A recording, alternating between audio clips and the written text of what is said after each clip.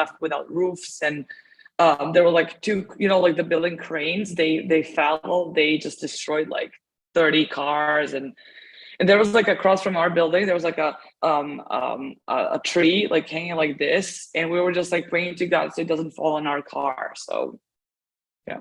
Oh my God. Yeah, terrible, but yeah, luckily it's over. So, and we're all fine. So yeah. Okay, guys, I'm gonna go live on YouTube and we can start. The rest are gonna join, later on. So just give me a second to go live and we can start. Okay, so I'll remove myself and then I'll come back in like what, 20 minutes? No, I mean you can stay if you want. I mean, I do it for a reason like that, because a few times we had like long webinars and some people stayed for 90 minutes before their spot came. So I know you can stay or you can do some other stuff and come back. I mean, I'm very flexible, democracy. No, I'll stay, but I'll turn off my camera. That's it. Yeah. Okay, guys. So just give me a second. I'm gonna update. Yeah. See you. Okay.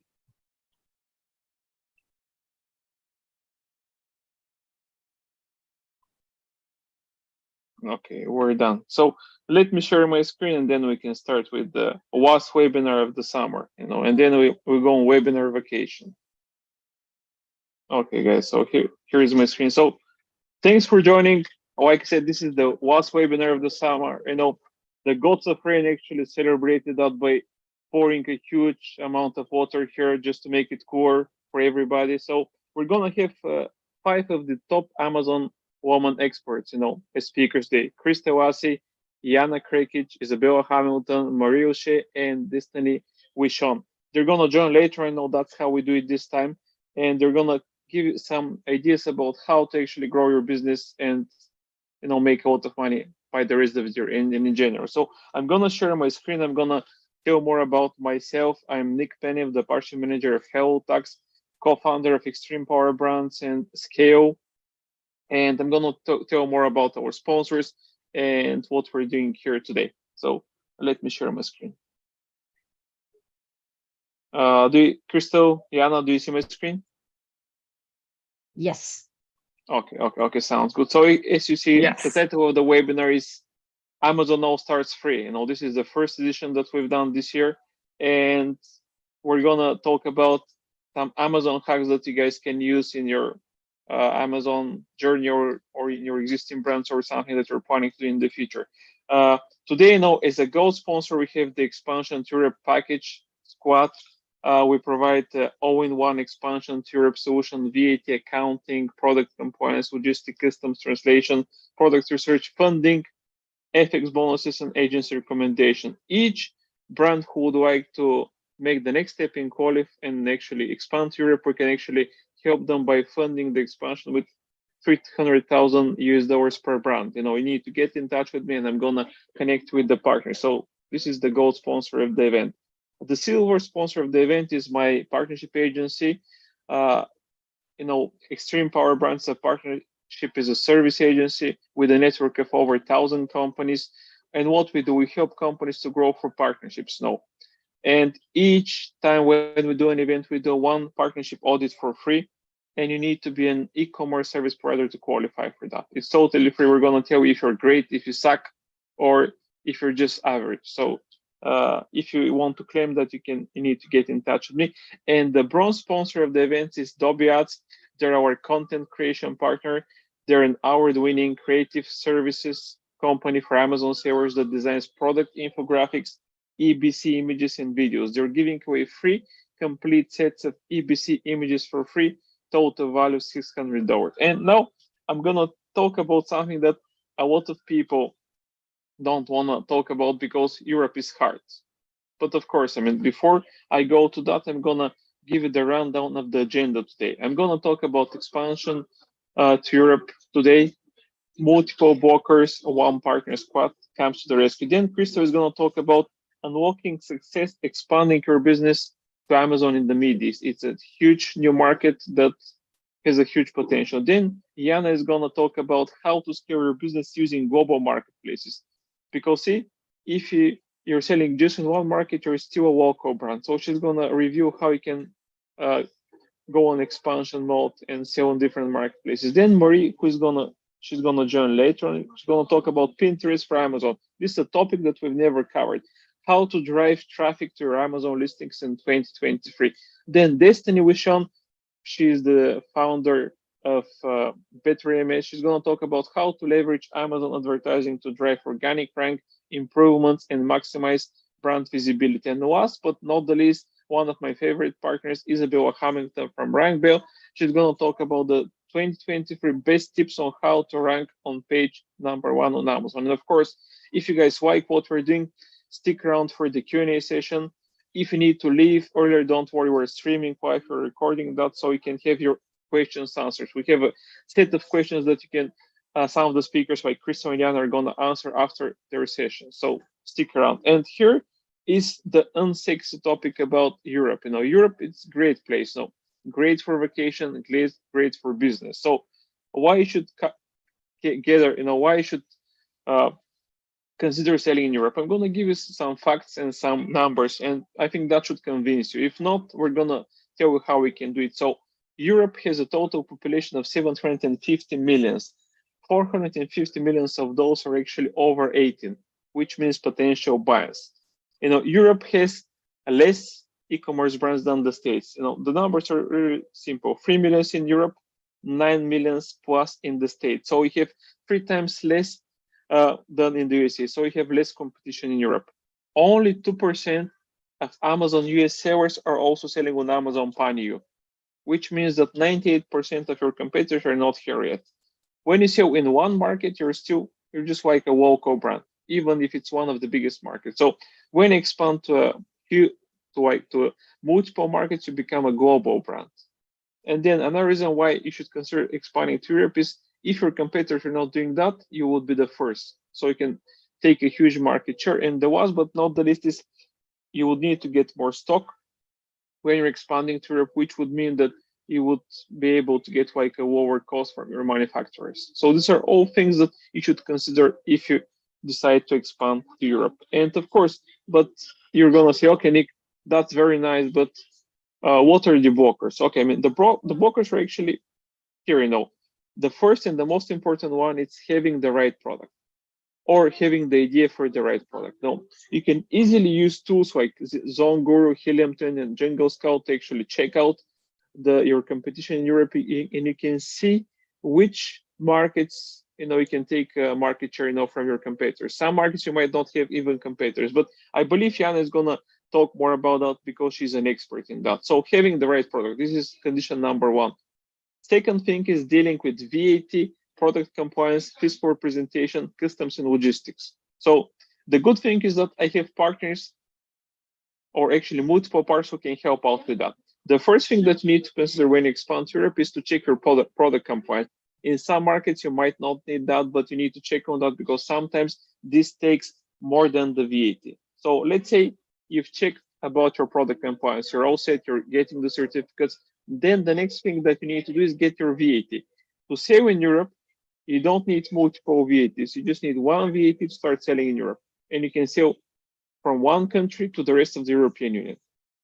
Then fiscal representation. This is something which is required in some markets. Germany is not one of those. That's why we always recommend Germany as one of the markets to start with.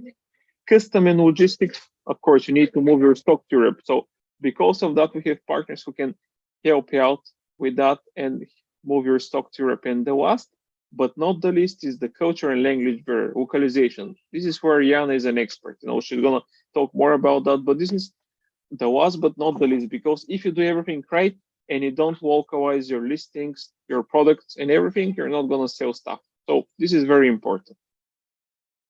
And just to summarize now what we're doing at HelloTax, because HelloTax provides VAT compliance for e-commerce sellers. We have over 2,000 paid clients, 25,000 subscribers, and we have a huge partner list. So if you come to us, we can help out with everything.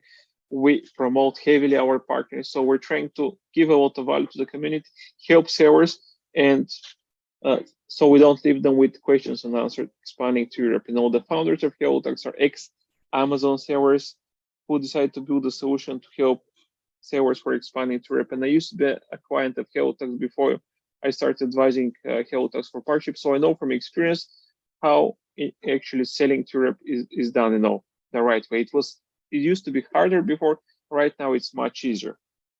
And here is the solution that we're offering, as part of the expansion package. Now we're gonna help you with the VAT. We always recommend Germany. UK is still an option if we're coming from an English-speaking market, but just consider that there's still no new. So Germany is the place to go. We're gonna help with the product compliance check. We're gonna help you with the logistic recommendation. We're gonna recommend you with a partner of ours like Jana and another company called Margin Business. And of course, if you wanna fund your expansion, we have a partner who is gonna help out with that. And this is what we do. You come to us, we provide the one-stop shop solution for our partnership squad. And if you want to check out Hello Tax, we have a VAT compliance solution which is built for Amazon sellers, where you can simply connect your Amazon Shopify account. Hello Tax pulls the data, does the registration that are required in certain markets, and then you have your account managers who is dealing with the communication between you and the tax authority. So SaaS solution on the front end, managed service on the back end. And we're gonna send you an email with some information and the giveaways after the webinar, but that's the summary of what we do. And now we're gonna go to Krystel, and she's gonna talk about a brand new market that a lot of people are not expanding to. Even the big companies like Killian and Jungle Scout, I think they still don't provide the product research there, right, Krystel? Or they do already? Wrong, my dear. Wrong, dear okay. Nick. Yes, you are wrong. I didn't know that. See, that's why we have you here. Yes. Thank you so much for having me. I'm very, very excited to be here. Very excited to speak and talk to everyone today. Before I get started, I do have a presentation to share with you all about the Middle East and why the Middle East markets for Amazon is potentially a great place for you to start selling if you don't want to go through all of the bureaucracy and taxes that you find in Europe. Sorry, Nick, but that's the truth. So I'm going to give you a little bit more information. But before I get started and before I share my screen, for everyone that's watching us live, do let us know where you are currently watching us from and what time is it for you now.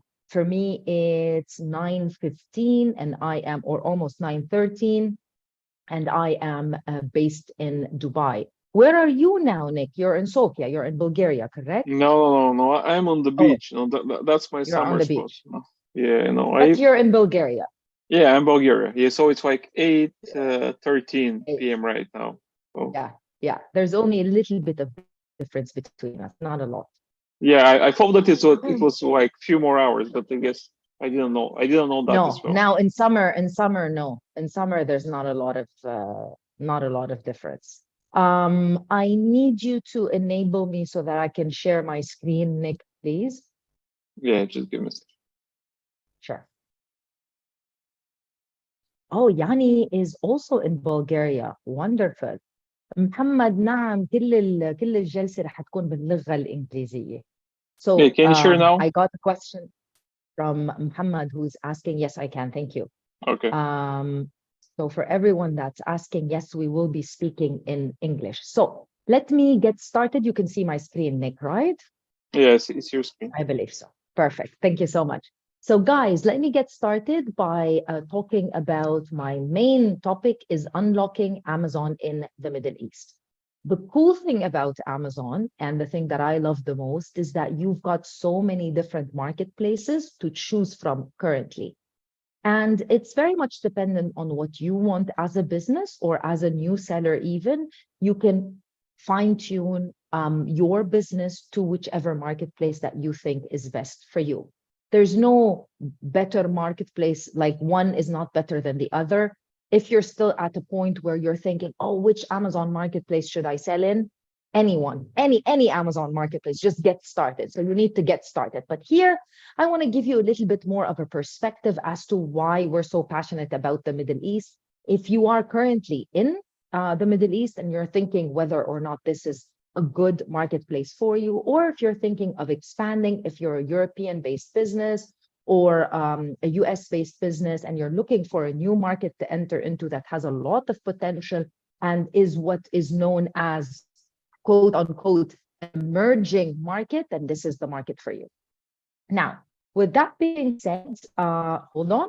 So this is the overview of the region for anyone that doesn't know. I'm just going to give you a small geography lesson. So I always say the Middle East as a market is very much similar to the United States of America, but instead of states, we have countries. That's the only difference. So it's made up of a lot of countries.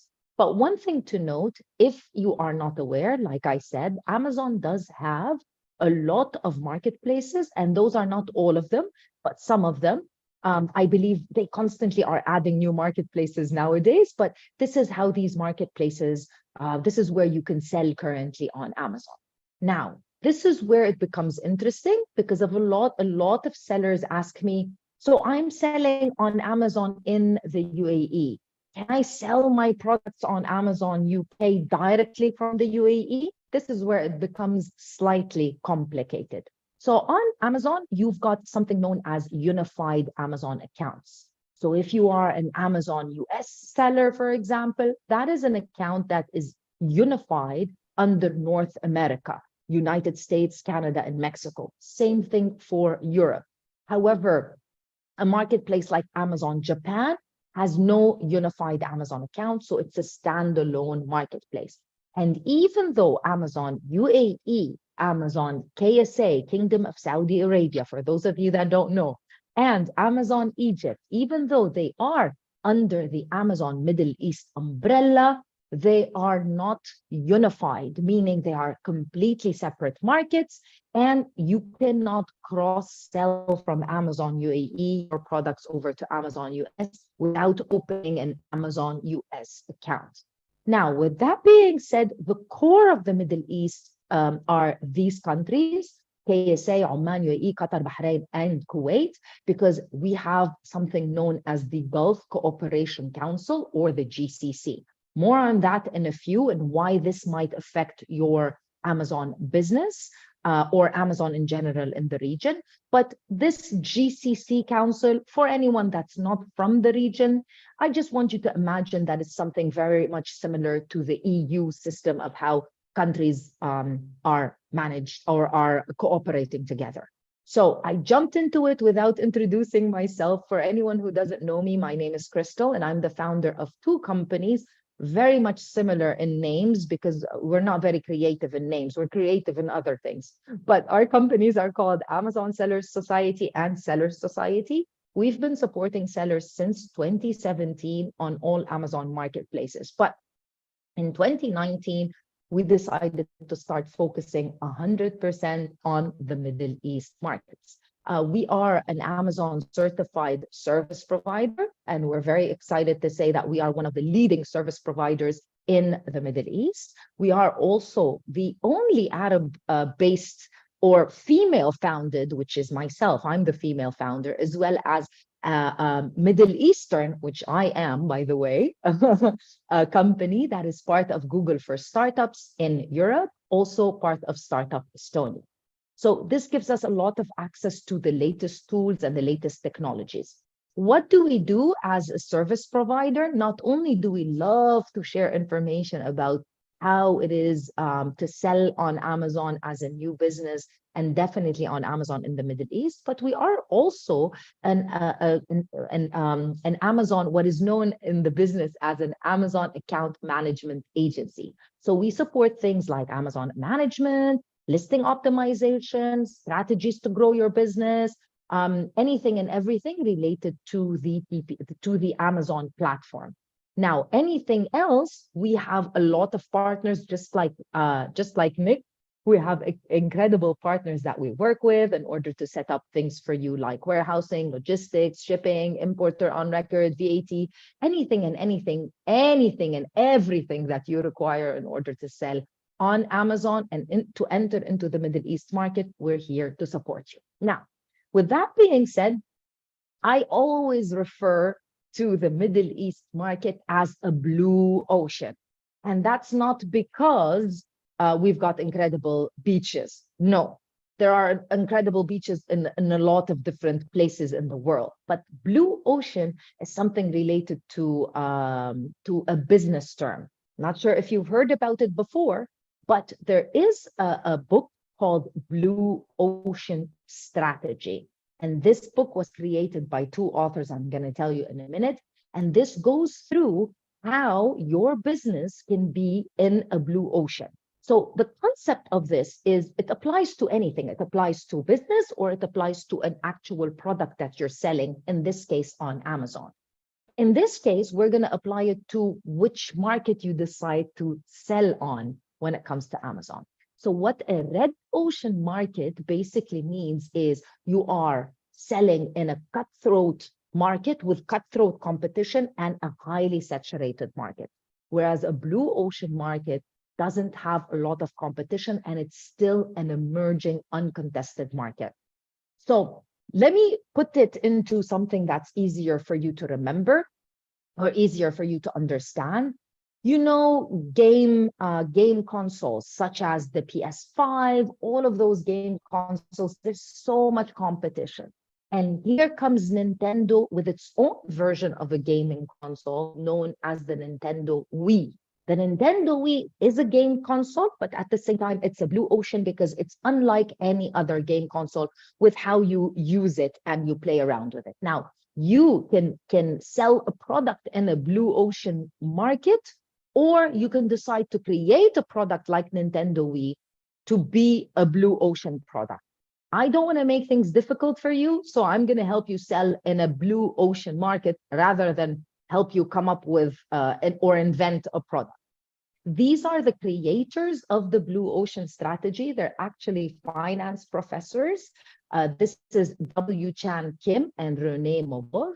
They both are professors in INSEAD University, where I went. This is me, where I went and I studied the Blue Ocean Strategy in the Blue Ocean Strategy Institute in INSEAD University in Fontainebleau in France. And by the way, INSEAD is one of the top business schools in the world with multiple campuses. And in France, they have one campus that is completely dedicated to blue ocean. Now, can anyone think about an example of a blue ocean product? I already gave you an example. I'm going to give you another one. But if you can think about a blue ocean product, just look around and look at the products that you are using every day. And let me know if you can think about a product and type it in the chat. If you can't, this is a product. Now, potentially for Nick and anyone that doesn't live in the Middle East, you probably don't know what this product is. But this is a product that was invented by a very well-known coffee company called Najjar, very well-known in the Middle East for Arabic coffee. And they created this machine, which previous to having this machine, you needed to do Arabic coffee very much like these Italian coffees, Nick, where you have to do it on open flame and on gas, and it would take so much time. So they created this to be a machine very much similar like the Nespresso machines as giving you pods, but it's a different type of coffee. So this is an example of a blue ocean product. But again, not only are we going to be talking about this, we're going to be talking about why the Middle East, because the Middle East is a blue ocean market. Now, let's talk about some numbers, because numbers are making data-driven decisions is exactly what you need to be doing when you are doing anything when it comes to business. So an intelligence report and a lot of numbers show that the market in the Middle East, as you can read, e-commerce market size is expected to reach 27 billion by 2025, which has grown almost 10 billion from 2020. So in such a small time frame, the market in 2020 reached 17 billion, and in 2025 is expected to reach 27 billion. So very, very fast growth. And what you will discover from this presentation is that we have three main markets that are thriving, and I'm going to tell you three main markets or three main countries. I'm going to tell you which ones those are. But not only do we have Amazon in the Middle East, we have a lot of other marketplaces. Some of them are based in Turkey, like Trendyol, very well known. And now Trendyol has also entered the German market. Very, very strong marketplace. But we also have marketplaces like Noon and definitely Amazon in Saudi Arabia and other marketplaces as well. So if you're thinking of starting your journey in the Middle East, you don't only have to be on Amazon. You can also potentially later on or from the very beginning expand to different marketplaces. So it makes a little bit more sense. Now, what about categories? What are the top categories of products that are selling in the Middle East? You'll find this is very similar and very in line with categories throughout the e-commerce space. Fashion is a very strong category in the Middle East with pulling in 38%, electronics, and then toys. Those are very strong categories. But that doesn't mean if you don't sell those types of products or if you don't intend to sell these top types of products, that the Middle East is not a good market for you. One very cool metric that I always like to talk about is how much online grocery shopping is like expanding like crazy. So 73% of regional consumers are likely to shop for their groceries online versus 58% last year. And the average global market usually shops 50% of the time. In the Middle East, people like to buy their groceries online at 73% rate, very, very high. Now, what is the future of e-commerce? The reason why we see e-commerce is expanding so quickly and why this is an emerging market is that if you look at any statistic related to internet usage, related to social media usage, you'll find that the Middle East has the highest numbers out there. Internet penetration is very high throughout the Middle East. Internet usage is also very high. And as you can see here, internet penetration is close to 100%. Like imagine that. And 80% of users already buy through the internet. Now, they might not be buying on Amazon all the time, but they have bought something online via an application or maybe even something on Instagram. So people are used to purchasing online, plus they use the internet a lot, like it's a win-win situation. Now, back to our numbers and back to the market itself. In the Middle East, we've got three main countries that make up 80% of the MENA's Middle East, North Africa e-commerce market. And those countries are the UAE, Saudi Arabia, as well as Egypt. They make up 80%. Now, this is where Amazon is as well. You know, is it a coincidence? Maybe. Amazon also has three marketplaces, one for the UAE, one for Saudi Arabia, and one for Egypt. They started in the UAE back in 2019, and the last marketplace they opened was in Egypt in 2021. They also announced back in October of 2021, this is still in a beta program, unfortunately, but they announced a program called Middle East FBA Exports Program, which basically intends for all of the countries in the Middle East, for us as sellers to be able to sell to all of those additional countries, which makes things very, very interesting and makes things definitely very important for you as a seller, because not only do you want to sell in one market, you want to sell all over the markets. Now, let me give you a general idea about the market size. So the market isn't that big because the population of the countries isn't very big. So the population of the UAE in total is about 10 million.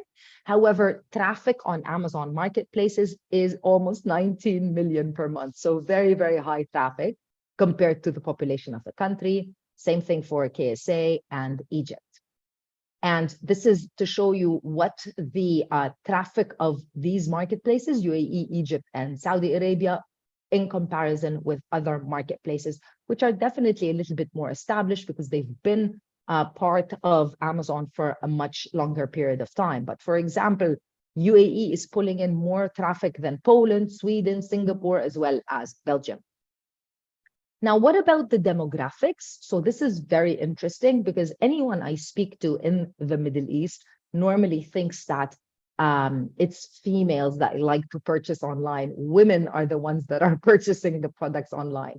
However, the data shows and the demographics are mostly male. It could be that the female is the one that's making the decision, but it's men that are pulling the trigger and they are purchasing, with 67% of men.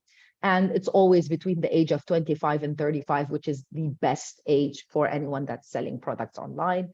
76% of men purchase products online in the UAE, in KSA, sorry, and 75 in Egypt. And it's always that age demographic. 18 to 24 is a strong age demographic, but 25 to 34 is the best age demographic. And these numbers are pulled from similarweb.com in case you are interested.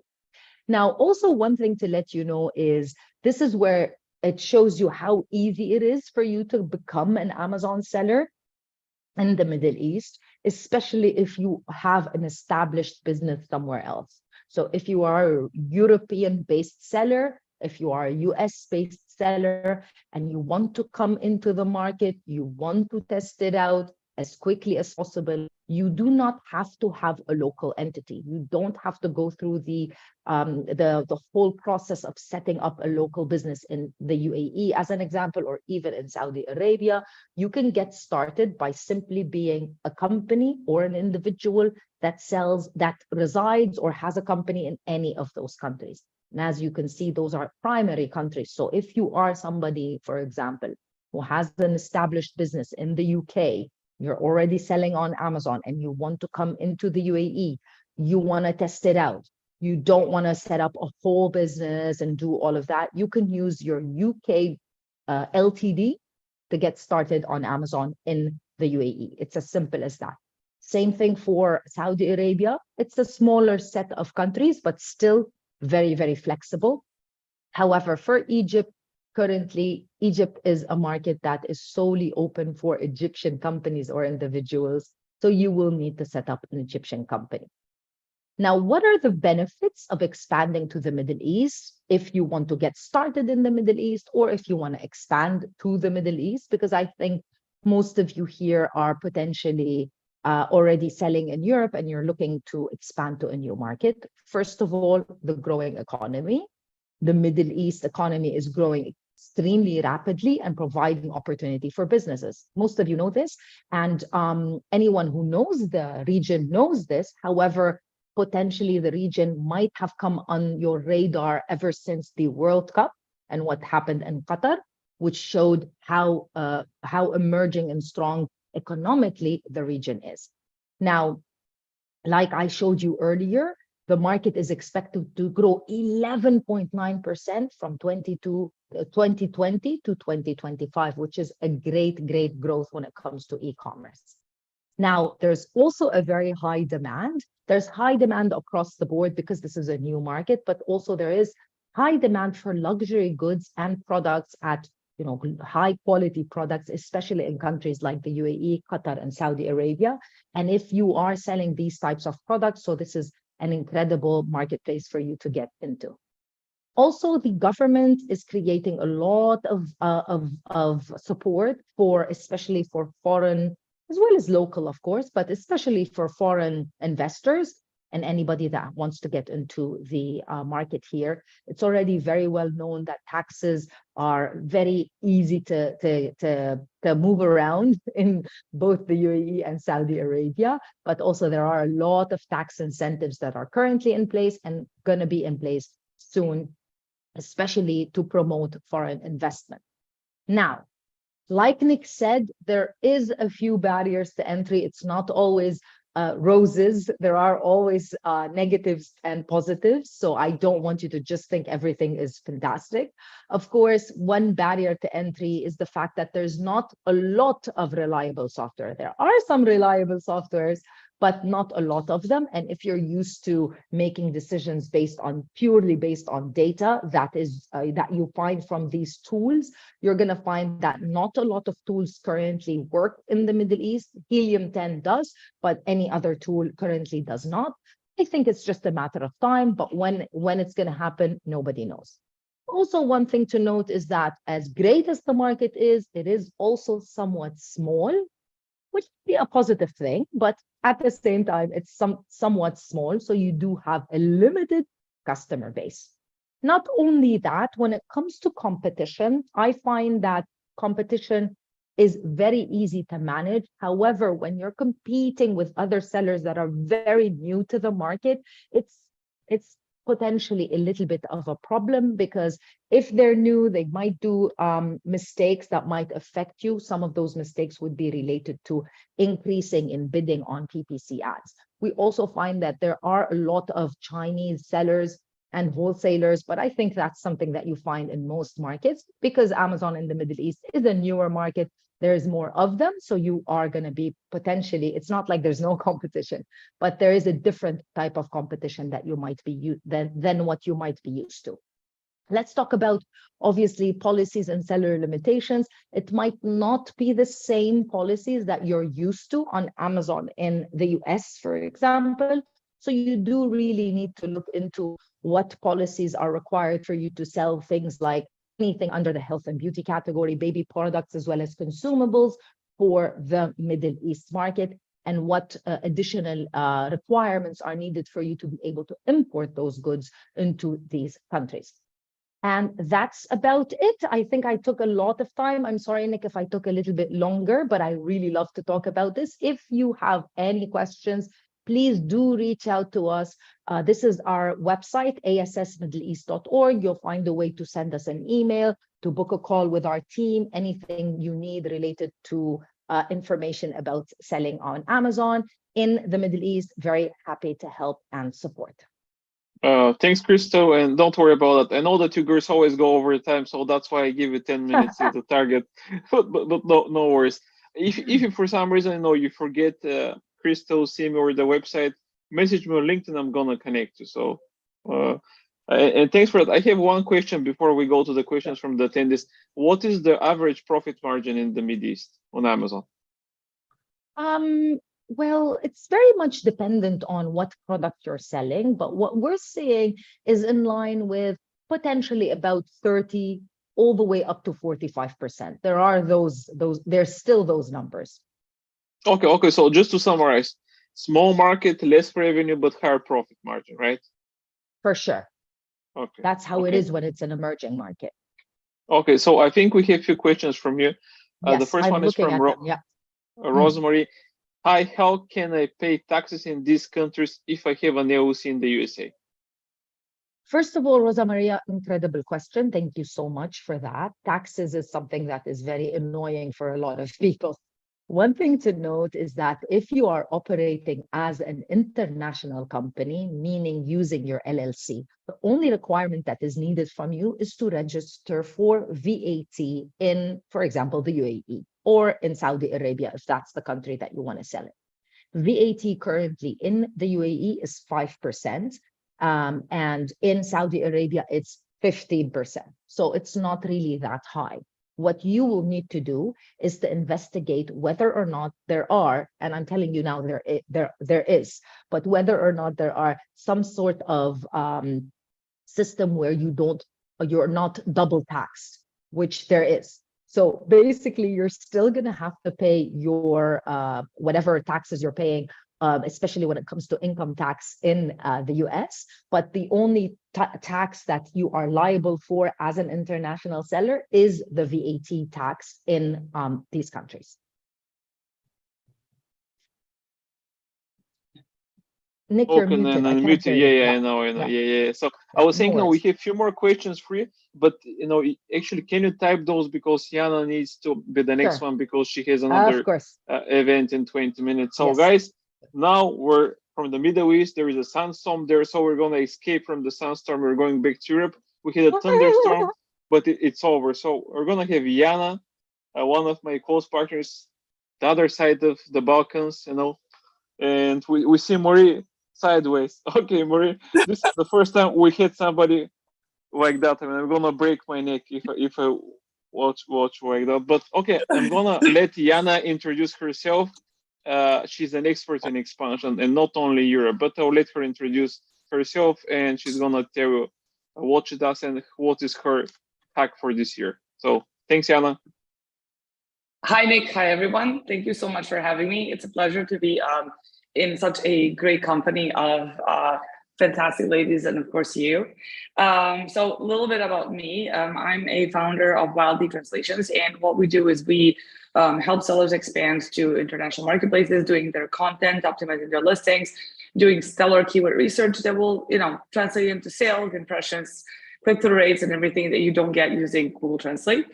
So without further ado, I don't want to take a lot of time since we've been, there's like 5 of us, and I think everyone should have equal time to talk about what they're experts in.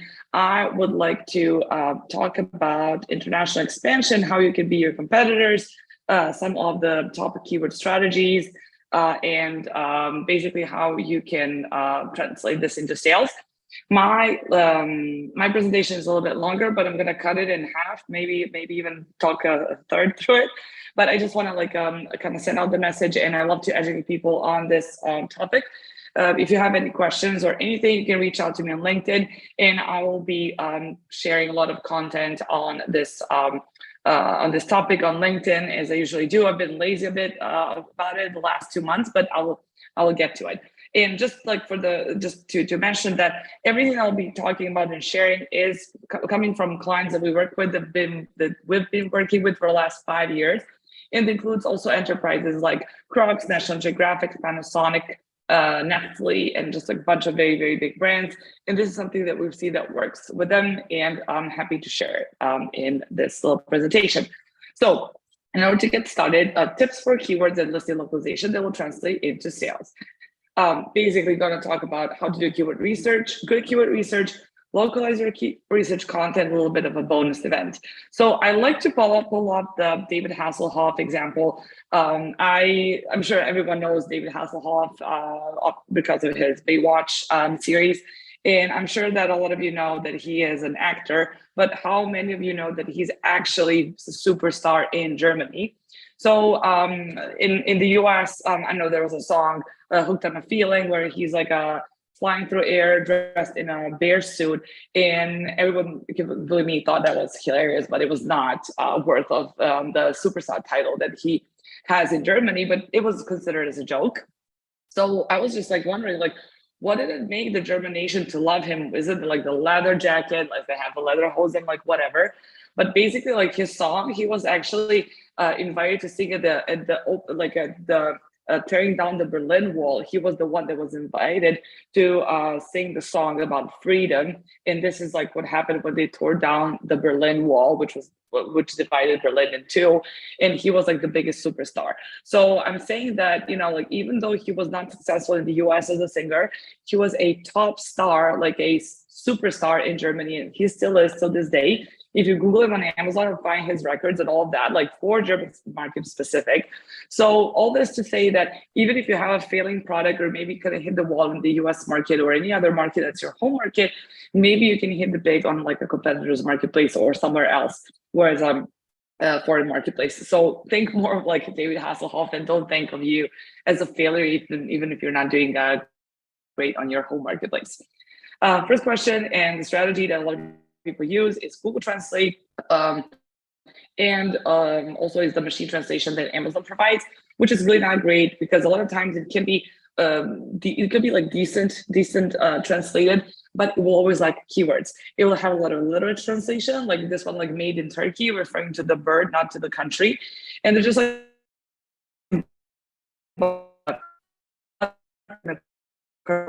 with the Google Translate. And usually like we have ones that reach out to us and they're like, so like we're not getting any results. And that is why, that's because you don't have keywords that will definitely trigger sales. Because what are two most important things is when it comes to listing, and that is images and keywords. Because without keywords, nobody will be able to find your image. And AI tools and a bunch of them that I've tested, Google Translate do not offer keywords. They don't do this keyword research for you that you can also later use in your PPC campaigns, and a lot of times it can come to like a complete confusion.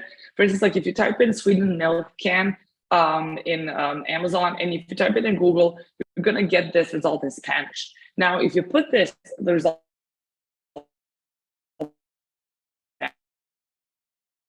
close to, because this is not a good translation from Google Translate, and the actual keyword you're looking for is going to be leche condensada. So nothing close to what Google Translate told you.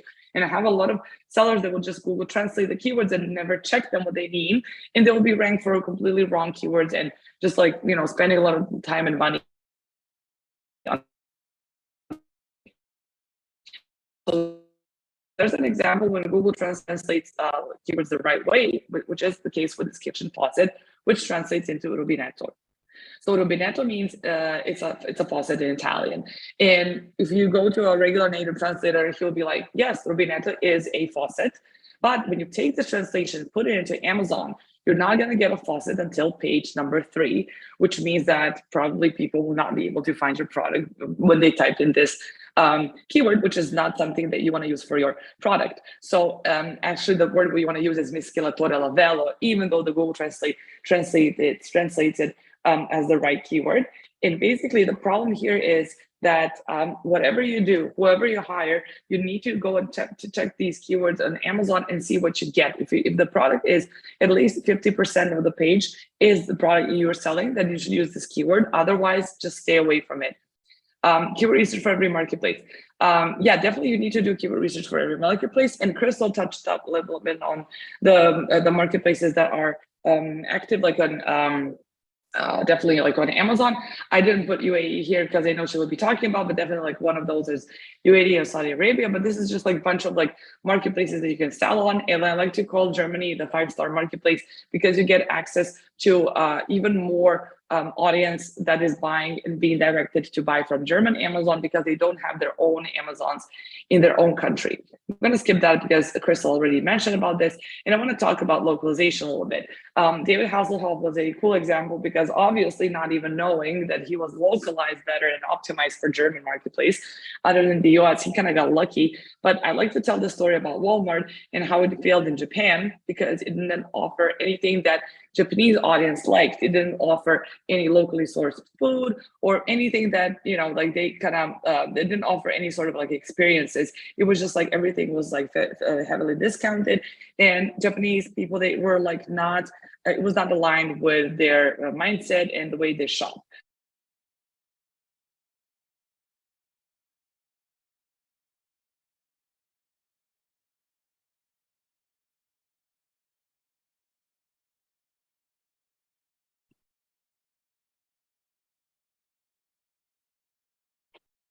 Hey guys, can you hear Jana?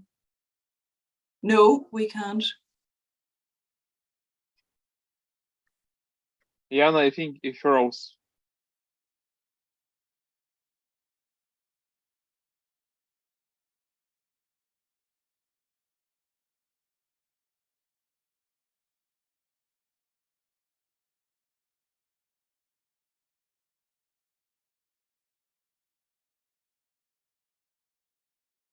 Okay, this is the first time something like that has happened. So I guess now she needs to log out and log in. Yeah, my internet is very spotty as well. Yeah, I mean, I'm on the beach and my internet is great, unless Oh we have a thunderstorm. So yeah. Yeah, where are you, Marina? Are you in Ireland or in Washington? Actually, yeah, I'm actually in Washington State. I lived in California for a good while, and we moved here about 2 years ago. So, you know, enjoying it here. It's lovely. And yeah, where yeah, I'm on the Black Sea in Bulgaria. Oh, lovely. Yeah, And you're at the beach every day? It's not. Yeah, it's nice. I mean, we're actually on the beach like before the webinar. That's why we're here, you know. So yeah. Let's wait for Jana. Yeah. Because Yeah. she needs to leave. Destaney, where are you? Are you in Arkansas right now? Destaney is not here yet, I guess. Yeah. Yes. Sorry, guys. No, we're waiting for Jana. So you need to just look at us. I mean, I cannot fill in her topic because I'm not an expert there. But let me see if I have a message from her.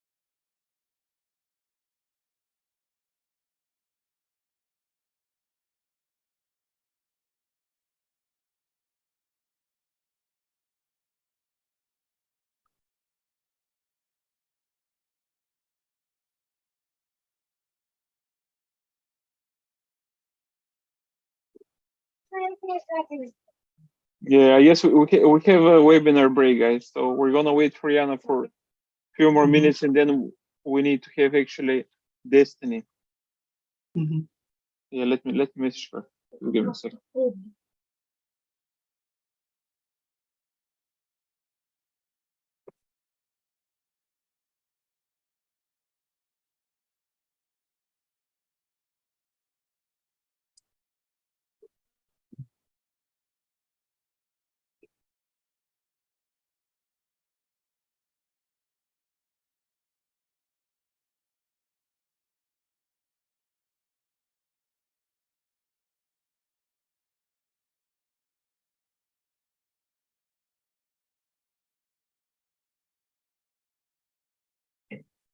Yeah, hey Destiny, I'm not sure what happened with Jana. I guess probably something happened with her connection because she was breaking up. So if you want to, we can wait for her, or you can actually start and then we can switch and you can start.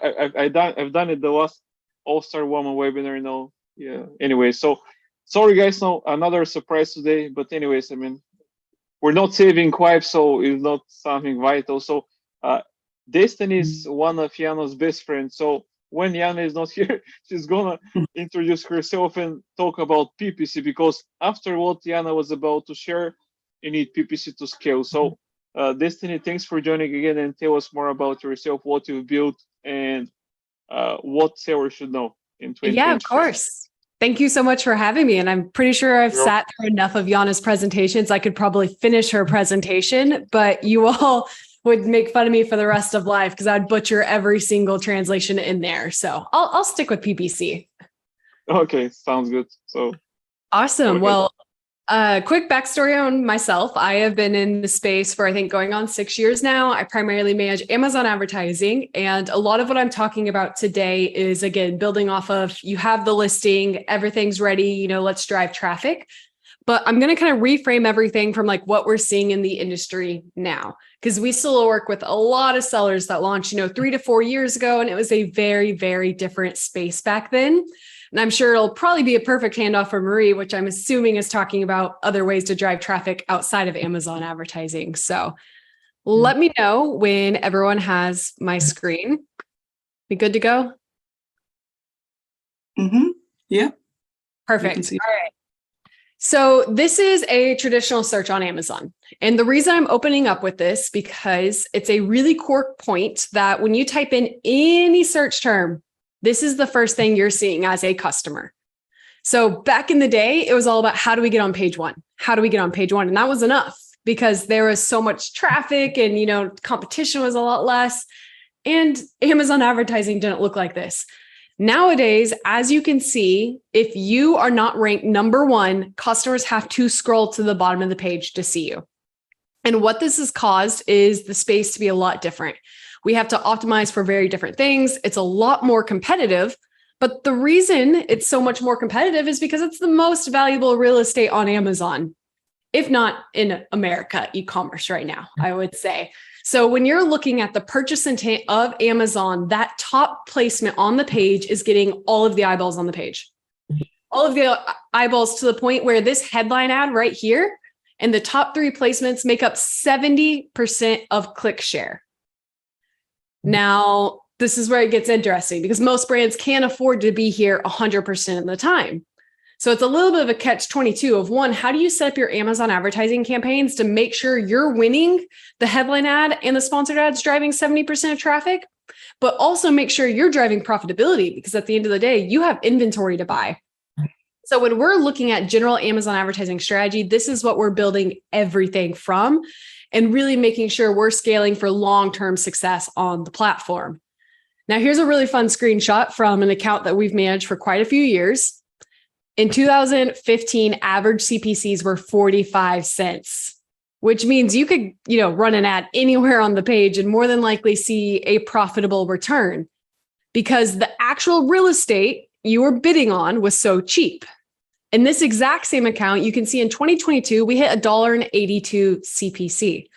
So that is a huge jump. So even if nothing changes, even if we're converting the exact same as 2015, we're bidding on the same targets, we're running everything the exact same, our efficiency has lowered by less over 100%.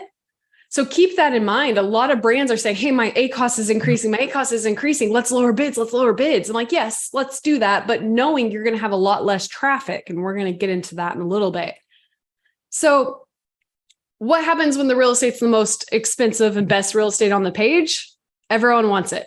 Think Malibu, think Billionaires Row. Think of how many people are willing to pay for that real estate. Whether or not we're able to afford it, there's someone out there that can.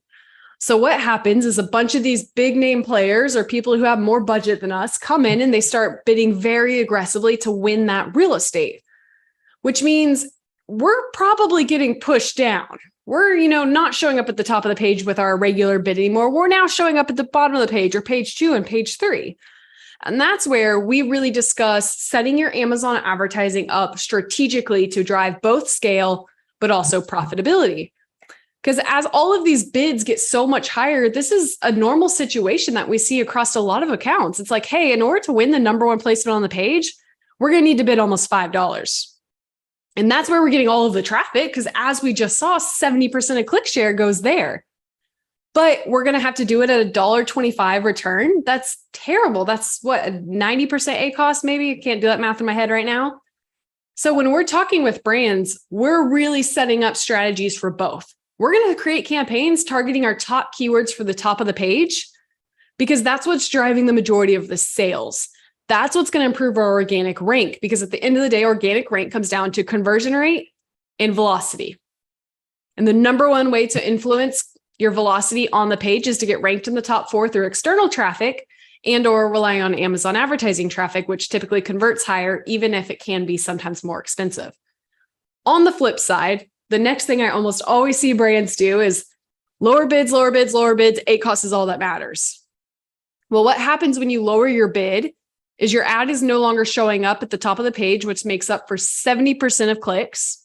Now we're showing up on our competitor's product detail page, and now we're showing up on page 2 and page 3. And as we know, that's only 30% of traffic. So when we lower bids, yes, our profitability is going to increase just through the nature of optimization. But what often happens is there's a major decline in sales. And when there's a major decline in sales, your organic rank typically decreases as well. Because again, volume and conversion rate are the 2 biggest influencers of your placement on the page. So when you start decreasing your sales, you're going to slightly see a drop in, your overall organic revenue. And that's where it becomes a dangerous game. Now, again, it's a fine line. We try to balance both as best as possible. But all the brands we're working with, we're like, hey, you got to start prioritizing long-term growth and scale. And we need to talk about that because yes, lowering your ACOS in the next 25 days is going to be amazing and profit's going to be really high. But the moment you start slipping an organic rank, it's going to be smaller profit, smaller profit, smaller profit. So we really try to focus on economies of scale of, hey, we only may be making $1 per unit now, but we're selling 200,000 rather than making $10 per unit and only selling 2,000. That's truly what we're trying to dive and find the right balance for here. Now, what this looks like, again, organic rank, high conversion rate, high sales. If you want to improve your organic rank really, really quick, you better make sure your conversion rate is better than the rest of the category, which Amazon now tells us, and make sure we're driving a ton of volume. Now, if you can't afford to drive a ton of volume in a short amount of time, then you're going to have to pace that out over 30, 60, 90 days, which a lot of people don't like waiting on in the Amazon space. A lot of people are like, hey, let's see immediate results, immediate feedback. Let's turn on this ranking campaign right now. And in 7 days, I better be on page 1. Well, that's not quite how it works because you need to match the volume of the top 4, top 8 on the page. So in order to do that, you can do some quick math on what the spend is required. And it's going to take a decent amount of time to match that volume. So knowing all of this, and I have a more in-depth content on this if anyone has any questions, but in short, we create campaigns for strategy. Our ranking campaigns, we do not care what the ACOS is. ACOS is not a sign of a successful campaign whatsoever. ACOS is a sign of our profitability, but not of a high converting campaign. So we create rank campaigns and we focus on, hey, are we converting better than category average? Yes. Well, how much budget can we afford as a brand to put to this campaign? We'll set a cap, and then we will track our BSR or our market share through search query performance. On the flip side, we'll have our profitability focused campaigns, which are focused on ACoS and ROAS. We'll be focusing on lowering our bids and making sure we have the full traffic potential that's going to balance out our overall ROAS and our overall tacos to achieve both profit and incremental sales through better organic performance. Now, the last thing I'll really dive into is kind of how we utilize some of the tools to help track this. And I'll keep this quick because these alone could be hour-long presentations. So I don't want to go that deep, but search query performance gives us conversion rate on the product level and the category level. All you have to do is, look at your clicks and purchases. So we highly recommend pulling that for your top keywords that you're trying to improve your organic rank on, and then backing into that data with brand share percentage. So brand share percentage right here is the overall market share that we're making up for the search terms. So if I'm bidding more on cheese slicer and focusing on improving my organic rank, I better be seeing my brand share percentage increase, because I want to know that, hey, out of the whole category for this search term, I'm making up more market share because my visibility on the page has improved. So that's a really quick place to look for in terms of understanding your overall performance. And then the last one I'll dive into really quick is the Insights and Planning tab in Amazon Advertising Console. A lot of people do not know this exists, but if you go to Ad Console, click on this arrow right here, you're going to be shown all of the categories that are correlated to your brand. So this is a specific brand we manage. I want to look at vitamins. For the vitamins category, this is including your organic data. This is not just your advertising data.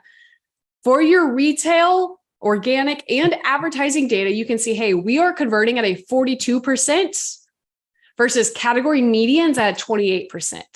Versus category top is at a 53%. So within vitamins, I can go to my brand and say, hey, we really need to either lower our price or improve our offer in order to start converting as well as category top. Now, we usually use category median as the benchmark. Category top's not necessarily realistic to compare yourselves to at most times. But the reason this data is so important is because it's giving you your overall conversion rate relative to the whole category. So now, before you even focus on driving traffic, you can make sure your brand is best positioned to compete. And I will tell you, I'm sure like everyone on this has had brands come to us like, I have the best listing on the page. I'm like, okay, well, let's make sure the customers are saying the same thing. And that's what this data shows us. Are we truly converting better than category median? So I'll leave it at that. Anyone have any quick fire questions, or if you need additional resources to explain these topics, more than happy to send them over and dive in. Thank Destaney. That was quick, by the way. You finished like. I thought we had 10 minutes, so I was like gauging everything off like rapid fire. Yeah, rarely somebody fits within 10 minutes. I had one guy who was actually timing his presentation, so he even had like a timer when he was speaking, but that rarely happens. But let me see. We had plenty of questions. Now, some of them before the webinar. Let me see if one of them were for you. Some of them are actually for Jana, and I believe you girls can answer that. So one of them is from Anna Michi. How to know what country to expand to next? I think you all work with Amazon, so probably have some feedback and an answer for that. So let's say you're selling in the States. Where should you go next? Yeah, I think the last two presenters have actually covered this really, really well. And it's a combination of like, consider the localization aspect of like making sure you're doing market research and your products are actually going to sell in that region. Like there's no blanket answer of like, hey, immediately go to, Canada or the UK. It's making sure you're doing that due diligence and saying, hey, this community actually wants my products, and then expanding past that. Okay, thanks, Destaney. And one more question, which I think you can answer as well. Should Amazon sellers use AI to translate listings, or do sellers use AI in like PPC? AI can be utilized to improve efficiency at scale. But I mean, I've translated my own personal bios and everything that I want to use for my own LinkedIn content in English, and it's not great. At the end of the day, I mean, I think it's amazing for ideas and kind of the more creative aspects of, hey, like, is there a different way I should view this? Or, what is the preferred method of this in this country? But a general translation, as Jana covered, is not enough. You truly have to use the localization aspect. I mean, you think about it, even in the States, there's a reason that when we're writing SEO-based content for all of the listings in the supplement category, every brand is different. And that's because there is a piece of localization that matters the most. What is your competitive advantage in that category? Are you targeting vegans? How does that translate to the audience? Or are you targeting, someone who's focused on the keto diet? Like, a direct translation does not cover the incrementality that needs to be when you're looking at who you're selling to within the audience. Okay, thanks. Just another question, wife question right now from Rosa Maria.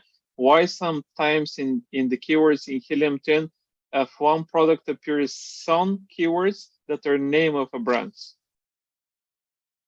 Yeah, I think it's because of general search volume. So Marie will talk a lot about this, but there's a very big benefit in building your brand off platform.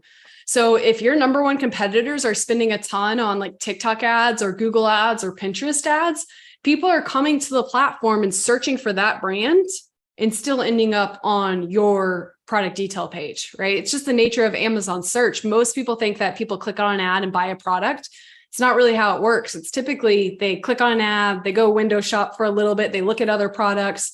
So when you consider that in the customer journey, simple tools that are only pulling in like relevancy based off past searches are going to have things like brand names populate within the search. Okay, thanks, Destaney. Hey guys, now if you don't have more questions, we're gonna go to the next speaker. Thank you, Destaney. One of the quickest and best presentation. Izabela, do you want to go right now, or you would like to be after? Yeah, I would love to. Destaney, good job. You were killing it. I love it. Sorry, I missed all the other presentations. I had another call. I look forward to seeing the recording, and I know, Destaney, you must have killed it. I heard the last part, so I'm excited to catch on. I don't know if Marie went on yet, but I would love to if that's okay. Yeah, you girls decide. One is in California, one is in Washington. You Awesome. tell me, Awesome. Well, thank you for being here, everyone. And let me know what you want me to start with, Nick. I did put on a little presentation before this. I had a few minutes, so we can start with that if you like. Yeah, of course. So, I mean, Izabela is one of my favorite partners. She's the only one who reads my munching. He just says that to everyone. Don't listen, guy. He says that to everyone. No, I'm not joking. The first time we met, she told me, okay, you do that because of that. And I said, okay, how do you know? And she knew that. So I'm not joking. I'm totally serious.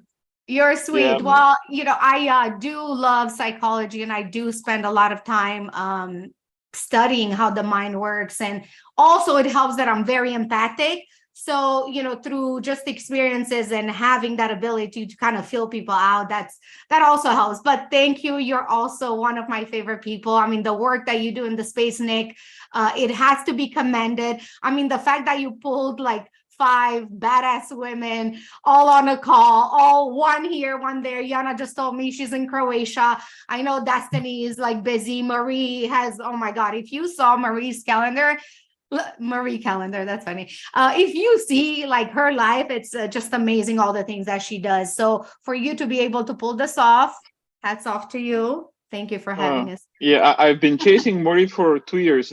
She was introduced to me by several partners, and finally, we met. And by the way, this is the first time we see each other live. We've never had a meeting, so we just communicate. Listen, Marie is like, she's like one of those diamonds that is like very well hidden, and only a few people get the honor and the blessing to get to know her and who she truly is. And I'm thankful to say that I got a chance to do that. And actually, me and Marie have something special that we're announcing here in a few weeks, maybe sooner, which is very, very exciting. But we're just giving you a little bit of just to put that thought in your mind. Just watch for us. But what an honor to be here with Marie, for sure. Okay, so that's great. So then we're gonna have you and then Marie, the wasp, with the topic that we've never covered. So Izabela, introduce yourself for the people who don't know you and tell us what you have in mind.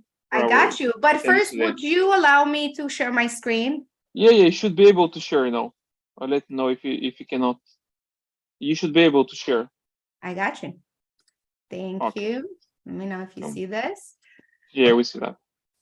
Awesome. Thank you, guys. So for those that don't know RankBell, first of all, welcome being here. RankBell is a marketing and data analysis company, research agency. We help brands figure out exactly who their consumer is.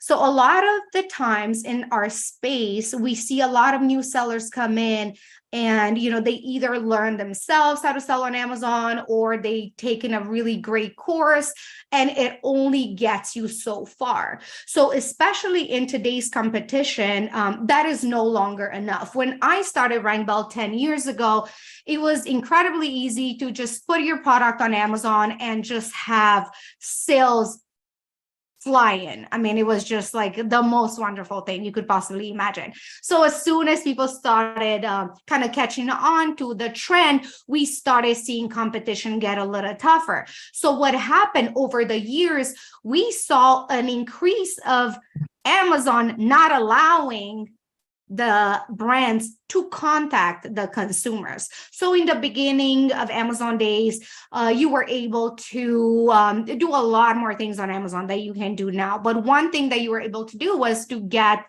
reviews from your consumer and telling you exactly what they like or what they don't like. And now you don't really have access to what the consumer thinks. The only time you'll get a really good review is very rare when somebody goes in and they really give you feedback on your product based on facts. Most of the times what you'll see a lot of people saying this is a bad product or this is a really great product, but they never really leave you with anything concrete. And why is this important more than it's been ever? Well, one, people buy pictures, they don't really buy products. And what do I mean by this? The first time somebody researches for your product, they look at what you have to offer on the listing. First thing they see is the pictures, and then they go into your content. So what we do at RankBell, we are really trying to find out how your consumer actually thinks. What do they look at when they type in your product? Let's say you are selling black pen. If you type in black pen, what are the products? What are the pictures that are coming on the first page? You want to be able to be the one that stands out. So what do we do at RankBell? We have thousands and thousands and thousands of people throughout US that actually go into your listing and your product and examine it from head to toe. And when that happens, they will be able to give you a completely new insight that you would have seen or known just by taking a course. And I'm not here bashing courses. I think they're wonderful and they really get students to go from knowing nothing of Amazon to getting to the point where they feel comfortable in actually getting a product and posting it on Amazon. But once it's on Amazon, it's very hard for anyone to know what your consumer actually wants. So we have them go through this process of checking out your listings, checking out the benefits of your product. Maybe there's something that is missing on the listing that maybe you were not able to catch. What are some of the strengths and weaknesses? Maybe every time your product ships, every fifth box is broken. Like you wouldn't be able to know that if your consumer just says your product sucks or the box came broken, whatever that may be. So we go through thousands and thousands of reports based on what the consumer wants. So what exactly do we do? When a brand comes to us and they are telling us they're in so much trouble or they're not making any sales, first thing we do is ask, do you know who your shopper is? Because a lot of the times we see that Amazon sellers, they're just trying to sell to everyone, and of course, you think, oh, a black pen, everybody needs a black pen. That is correct. But yet there's an audience clients that are looking for your specific black pen, and your obligation is to make sure that yours is the one that they will find. So they will go in and they will audit your product, your listing, your images, descriptions. They will look at your A+ content. They look at everything. And then what they do, they go to your competition and they look at what they are doing. Why would they choose this black pen over this one? Maybe they look very similar, but is you the one that is going to create that listing that speaks exactly to them? So the buyers will go through the processing of ordering your product. They also give us feedback on this process, and it might not seem like a big deal. You're thinking, oh, it doesn't really matter how they buy it, but it really does, because again, there's just so many products to choose from, and it indicates to us even the smallest hesitation of somebody buying your product compared to the other. And as you guys know, I mean, the attention span these days is like a goldfish. So it's very important for us brands to capture that attention immediately. And how can we do that if we don't know what they're looking for? So the shoppers will give you insights into the the shipping speed, the packaging, products, and all this data then is compiled into a report that is given to your brand. So again, I'm just going to go through the steps real quick, and you guys can take this model, exactly what I do, and you can have your own case study. And I'll tell you how to do that in a little bit if we still have time. But basically, we collect the data through profiling thousands of your exact buyer. So first, we find out who your buyer is. Then we find these buyers throughout the US. Then we show them your product. We ask them, why would they buy yours over the competition, or the competition over yours? We get that feedback, and you take this feedback and you optimize your listing in such a way that the shoppers have no choice but to order your products, because they're literally telling you what they want. You're giving them exactly what they want. And the reports will tell you exactly what that is.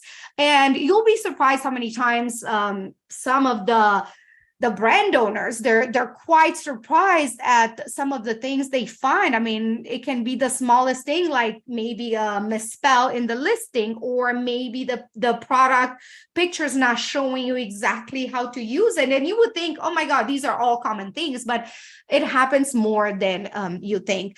So the resulting benefits of having all this customer feedback, you renewing your listing, which, by the way, you should definitely look into optimize your listing at least once a month. So the resulting benefits obviously lead to increased sales and longevity of your brand.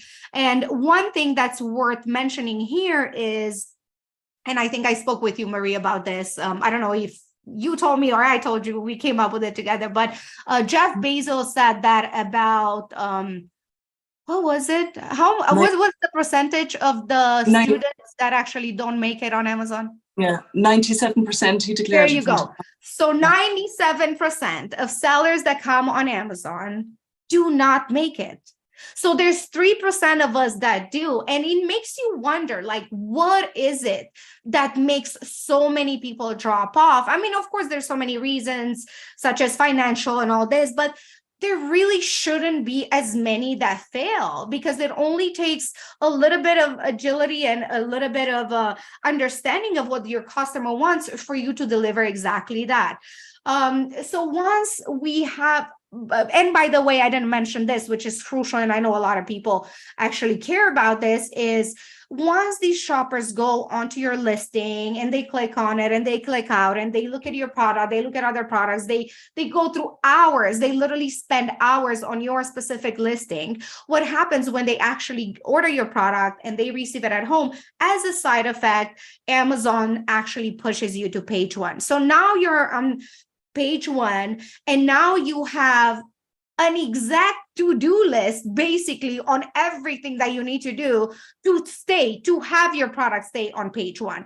And this is probably one of the questions that I get the most. How long am I going to be on a first page? So what happens is, people come to us, we help them, they get to page one, they get this, beautiful compilation of all this feedback that they can now optimize their listing. And then they're like, well, how do I get to stay on page one? Well, you can always stay on page by, again, making sure that you always ask your customers, what is it that you're doing right and you're doing wrong?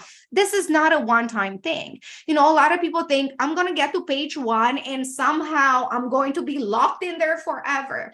Just like you would do a PPC campaign, you wouldn't want to do this with your shoppers. You want to get feedback continuously because things change all the time. Trends change. I mean, everything, Amazon rules change all the time. So why would something that's so hard to achieve last forever unless you're continuing to put work in it?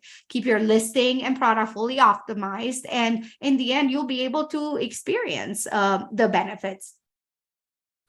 Some of I know, Nick, you are really curious on giving your audience some of the tips on ranking on Amazon, and I just put this quickly together. But again, I know some of you are going to be like, "Oh my God, it's the same things," and sometimes we got to say the same things over and over again until you get it through your head. I can't say this any louder than this, but optimize your product listing.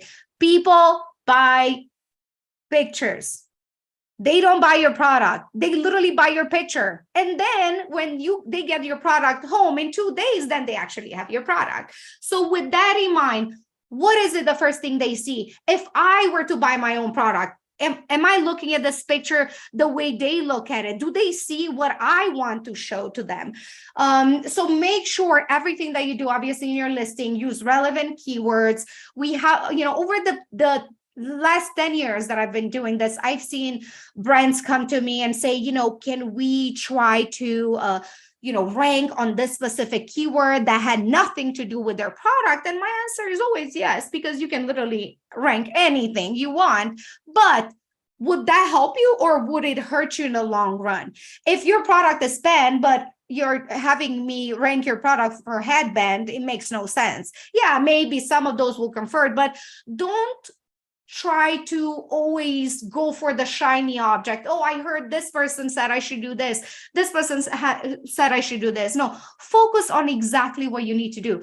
Is my product optimized? Is my listing optimized? Do I need better pictures? I mean, maybe when you started, you only had $100 to do your pictures. Maybe now you have a little bit more.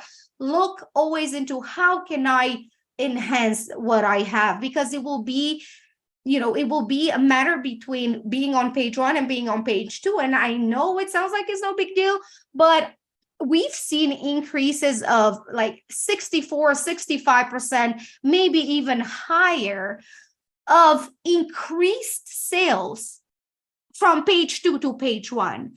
And I don't think you guys understand what this means. I think you really need to look at what that number actually comes down to.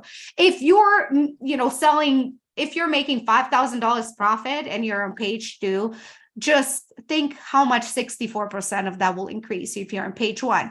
So it's not a small thing. It's not a small thing. And don't think, oh, well, just PPC will take care of it. And I always recommend PPC. I think everybody should do PPC, but you want to be organically on page one. Optimize your price, again, no brainer stuff, but always play with your price. You see what works, see what doesn't, and don't be stubborn when it comes to changing anything and testing, and actually take the time to A/B test everything. External traffic, I think this is really, really, really crucial. And when it comes to ranking, it might not add in that much benefit like right away on Amazon when it comes to ranking on Amazon. But what it does, once you create this external traffic sources, now you actually have your own people, like you have your own tribe that will come with you forever. So I don't want you guys to always just think Amazon. I know I love Amazon, and it's great that it offers us this possibilities of just making sales, and Amazon is marketing for us. That's great, but don't get lazy. And I'm telling you, don't get lazy, because if you're not growing, you are dying, my friend. You are dying. And I know everybody's so nice, and everybody just wants to cuddle you, but I'm telling you, like, I see it every single day. More people get out of Amazon than they come in. I mean, you're either winning or you're losing. So So make sure you take care of your external traffic. And, if you're already busy and you're telling me you're running all this and you have another job, I don't know, maybe it's time to hire a VA for a few dollars an hour that can help you manage some of these things. Don't sleep on this, guys, at all.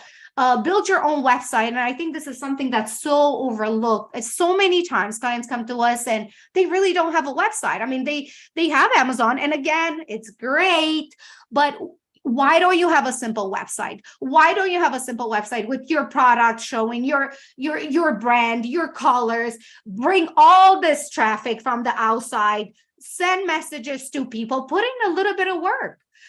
I started using Threads. I mean, this is the newest thing in social media. It's I don't know if you guys know about it. It's an app developed by Instagram and Facebook, Meta. This is something not to sleep on too. And because it's so new, it will give you the ability to really create a following for your product. This is it. I mean, try being funny, try different emotions, try to see what is everybody doing. I have not seen many brands on Threads, but again, I think it's like a week old. So it's really not that old, but this is the time for you to make some waves with the external traffic. Again, relevancy, I kind of touched on this before, and make use of the EBC. If you don't have brand registry, get on it immediately. And again, I can't stress this enough, people don't buy products, they buy your pictures. With that being said, short presentation, feel free to ask any questions you want. Yeah, I fully agree with Izabela. When you go to the restaurant, you first taste with your eyes, not with your tongue. So I mean, same with pictures. You're not gonna buy something which you don't like how it looks like. So it's as simple as that. Another thing is she mentioned, don't make assumption. I had one of my partners was just writing on LinkedIn that they did a campaign on TikTok, and they made an assumption that people over 55 are not gonna buy it, but they decided to test it. And the most traffic came from the guys over 55. So never make assumption, guys. Test your ideas. And now we're gonna have our last speaker today. Thank you, Marie, for being patient and waiting. Yeah, that's why I always put like 10-minute mark, because we never keep it. So, anyways, I mean, we're gonna have Marie today. Mariusze, she has an amazing agency about Pinterest. To be honest, I know what is Pinterest, but I've never logged in there, so I have no idea how it works. But she's the only one, and this is a topic that we've never covered. Now, she's gonna introduce herself. We're gonna tell more about herself and what she does, and then we're gonna have a recording of her presentation with audio, because her connection is not great, and we already had Jana to log out because of that. So first time we're gonna do that as well. So thanks again, Marie. Before you do that, I love you guys. Marie, thank you so much for letting me go ahead of you. No problem. Yeah, thank you for everybody watching. Always let us know how we can help, and you're going to have an amazing time with Marie. She's such a genius, and I am jealous that you get to listen to her. I love you, Marie. You're amazing. Oh, thank you. Love you too. Bye, Nick. Bye, Izabela. Thanks again. Okay, Marie, so we're gonna do the introduction first yourself, and then we're gonna share the recording, right? Sure, yeah. Okay, so first of all, thank you, Nick. I really appreciate you offering me to come here. Really delighted. And just a quick introduction, I'm Mariusze, and I'm a Pinterest marketer and founder of the Pinning Bees Pinterest Marketing Agency. And we also have a Pinning Bees Facebook group where we teach lots of hacks, tips on how to rank on Pinterest. But anyway, with my presentation, I'm offering Amazon sellers different ways. First of all, I explain why they should grow the presence on Pinterest. And then I offer different ways, showing different pin types, different features that Pinterest offers, and how to scale on Pinterest. And at the very end of the presentation, I'm including some, tips on how we can create viral pins to create a viral effect on Pinterest. And these tips are tried and tested, and they're working for us. So if you want to continue on with the presentation, that would be great. Okay, I'll do that, Marie. And just to let you know, guys, I have 1,000+ partners. Marie is the only one that I've met who is doing that. So listen carefully, because we've never done it before. So let me share my screen and the presentation, and I would like to Tell me, Marie, if you hear the sound and everything. So, okay, just give me a second.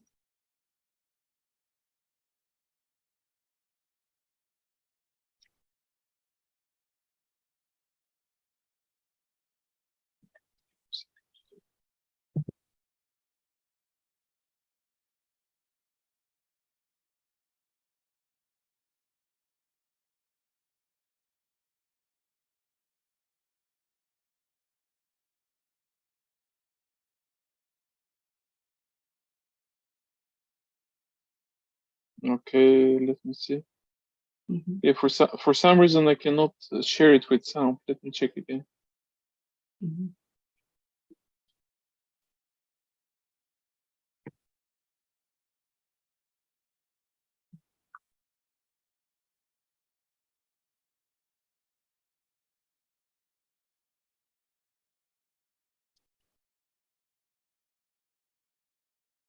Okay, I'm gonna play just to test it out because for some reason it doesn't allow me to.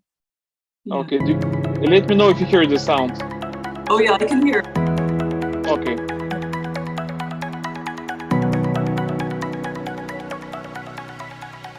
Pinterest marketing for Amazon sellers. Hi, I'm Marie O'Shea. But do you see the presentation as well? I don't see the Founder of presentation. Pinning. Okay, just give me a second. Yeah.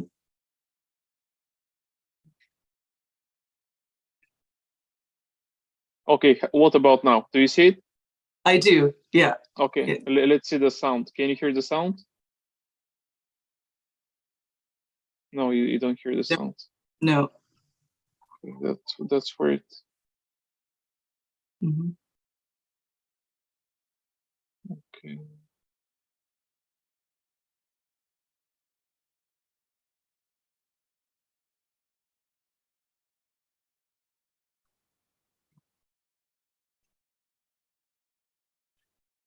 Okay, now I can do it.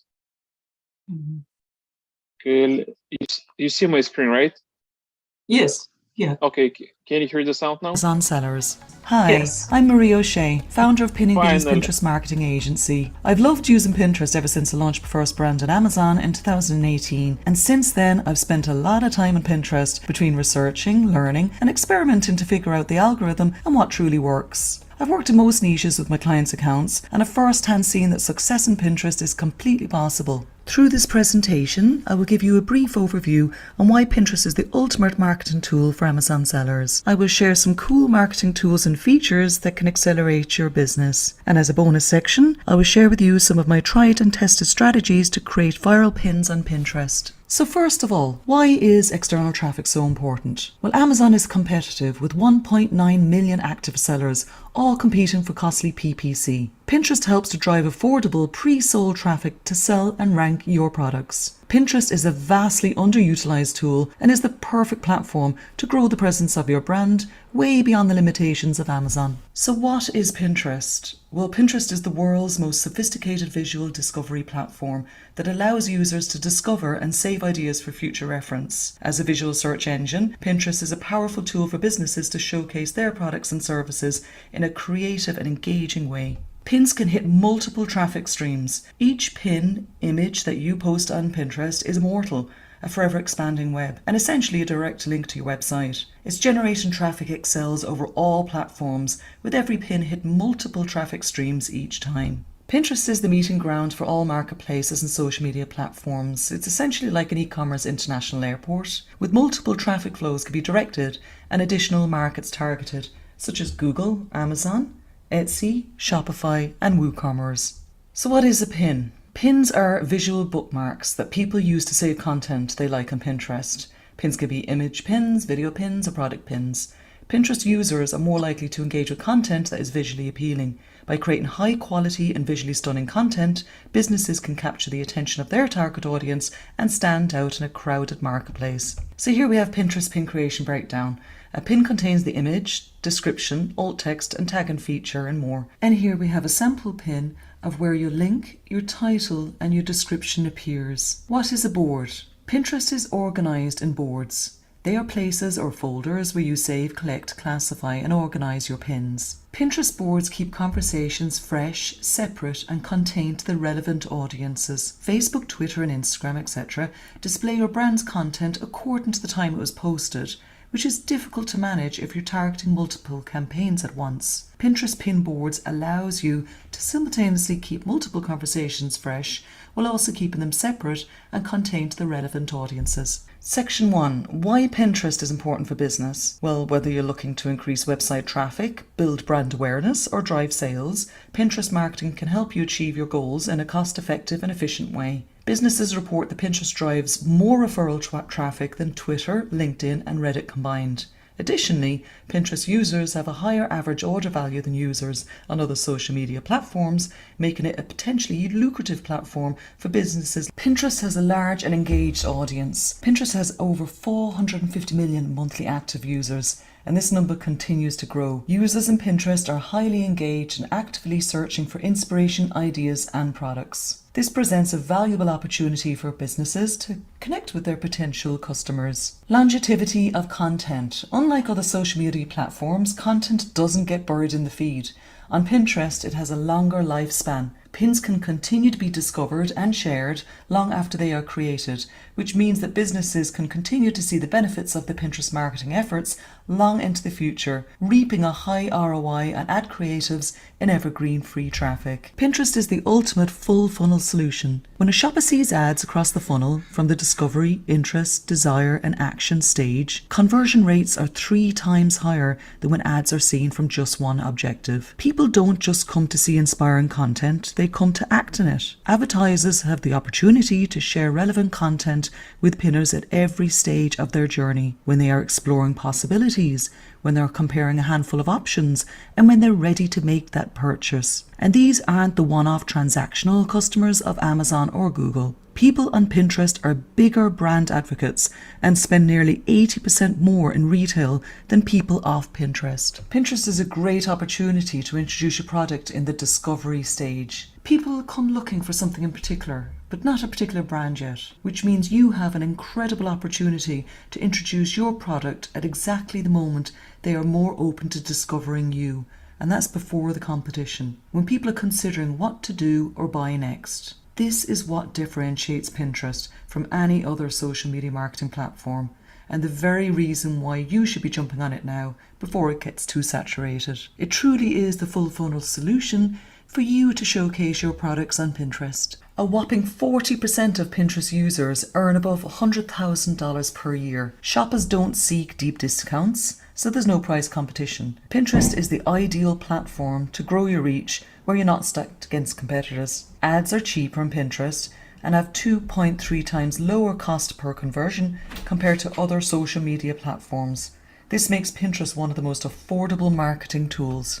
Pinterest is a powerful tool for driving traffic to your website. By creating pins that link back to your website, Pinterest can direct potential customers to their site and increase their chance of making a sale. Pinterest allows businesses to target their advertising to specific demographics, interests, and behaviors. This ensures that your content is seen by the right people and increases the chances of converting those users into customers.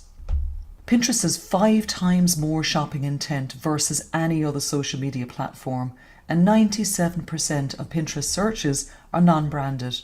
This means that pinners are open to discovering new products and ideas. Pinterest is far more powerful for long-tail SEO like marketing than any other social media platform. Highly specific keyword targeting results in more conversion, sales, and growth of a business for the long term. Now, Pinterest pins don't interrupt like any other social media ads. Pins encourage engagement, they inspire, they aren't distracting, they are the ultimate decision-making tool. Pinterest's suite of marketing tools, including promoted pins, shopping, ads, and analytics, make it easy for businesses to create and measure the success of their Pinterest marketing campaigns. With a variety of ad formats and targeting options available, businesses can reach the right audience at the right time and drive results that align with their marketing objectives. What differentiates Pinterest from other social media platforms is its female audience, which makes up over 70% of all Pinterest users. This has made it extremely attractive to marketers looking to market to women who account for most online spending especially as Pinterest has a higher conversion rate than any other platforms and a more shopper-friendly experience. People come to Pinterest to plan for what could happen, not scroll through content of what they already have. Social media platforms like Facebook and Twitter focus on personal sharing and status updates, such as "I attended a great party," while Pinterest helps you discover and share ideas online to prepare for the party. Pinterest is ideal for shoppers to keep things they find on the boards. It kind of acts like an online notebook. That future-focused mindset is exactly what makes Pinterest so valuable as an advertising platform. People are looking for inspiration to help guide them as they start to plan and make their decisions. That's why 97% of the top searches on Pinterest are non-branded. How Amazon sellers can utilize Pinterest to drive sales. For a while, Amazon sellers have been working in cross-channel marketing as an integral part of the e-commerce world. Amazon businesses build strategies including advertising their brands on third-party platforms. Advertising on Pinterest has various ad types that support sellers in the pursuit to step up the game and bring their businesses to the next level. So far, we have covered many reasons why Amazon sellers should utilize Pinterest as part of their marketing strategy. Now let's break down types of Pinterest pins and ads and ways to make a pin go viral to understand their weight for Amazon brands. Getting started with Pinterest. In the description field down below, I'm going to share slides on how to create your business account, how to enable rich pins, set up your profile, claim your website, and promote your Pinterest account. Now that your Pinterest account is all set up and optimized for success, let's start to create boards and start pinning. Boards are a collection of pins that are organized by topic. Create boards that are relevant to your business and audience. For example, if you're a fashion brand, you can create boards for different clothing styles or trends. Start pinning content to your boards. You can either upload your own images or save content from other websites. Just make sure to add a description and relevant keywords to each pin. You should optimize your profile, your boards, and your pins for SEO. If you don't optimize your Pinterest account with keywords, Pinterest may not understand what everything is about and may not distribute your content and help you be found. Always SEO optimized for Google. When optimizing your Pinterest content for both Pinterest and Google searches, bear in mind that Americans search in Google far more than any other English-speaking country. In fact, Americans use Google 38% more than the UK and 90% more than Australia. Google indexes pins attached to Pinterest boards, so make sure to optimize the board's descriptive field for Google as well as Pinterest. Pinterest for shopping. So Pinterest is continually introducing new features to make its platform even more shoppable, to bring shoppers more of that picked just for you feeling. In addition to personalized shopping hubs at the top of the home feed, a shopping section is below pins, making it easy to browse into the catalogs of brands of all sizes. For Amazon sellers, these features provide a fantastic way to reach shoppers while they're shopping on Pinterest and looking to discover products that they love. Now in section 3, I'm going to share with you some popular types of pins that you can use to help market your brand on Pinterest. Now first we have the static pin. The static pin features just one image. You can create a static pin from photos or from images you find online, and 2:3 ratio is the best type for this pin. Next we have rich pins. Pinterest rich pin shows metadata from your website on the pin in addition to the description that you input, add via plugin or add with code. According to Pinterest, information in a rich pin is independent of the pin description, ensuring that important information is always tied to the pin. Rich pins give a richer experience and increase engagement. Next we have video pins. People love videos and it fits into the aesthetic of Pinterest being the platform of finding all lovely things that spark inspiration in your home, how you dress, where you vacation, etc. The beauty of the landscape of Pinterest is that your Pinterest video pin will be mixed in with static images, immediately capturing a viewer's attention.